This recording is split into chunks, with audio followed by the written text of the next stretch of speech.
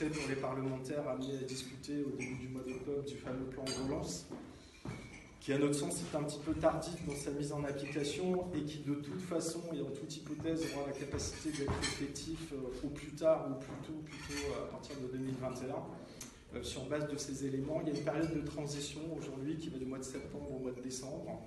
Et sur cette période-là, malheureusement, l'accompagnement de ces entreprises sera assez difficile. Et en tout cas, on n'arrive pas à trouver une certaine visibilité. Sur ces éléments-là, donc, on aura l'occasion par ailleurs de développer avec notre délégué général le plan de relance et notamment les mesures spécifiques des PE.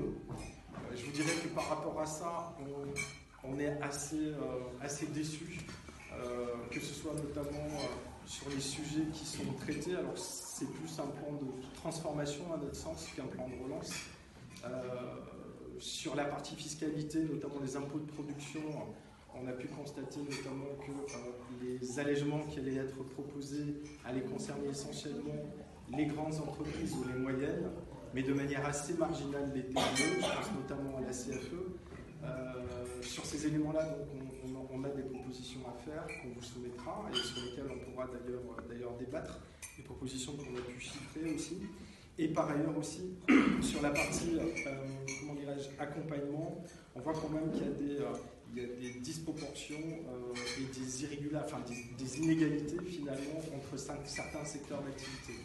Ce qu'il faut savoir, par exemple, c'est une mesure que nous avons portée dans le PLFR 3, c'est-à-dire le maintien du fonds de solidarité jusqu'à la fin de l'année pour toutes les entreprises et tout secteur d'activité confondu à partir du moment où le critère d'éligibilité est une perte de chiffre d'affaires de 50%. Sur ces éléments-là, on a certains parlementaires, représentés par Mounir Majoubi notamment, et une centaine de parlementaires qui ont signé justement la mise en place de ce dispositif. On voit qu'il y a une prise de conscience de la part des élus et elle est normale parce que vous êtes confrontés tous aux difficultés dans vos circonscriptions, justement des commerçants, des artisans, des professions libérales, voire même pour certains d'entre vous en tant que chef d'entreprise aussi. Et sur ces bases-là, effectivement, on considère qu'il est nécessaire et assez vital que ces entreprises puissent être accompagnées.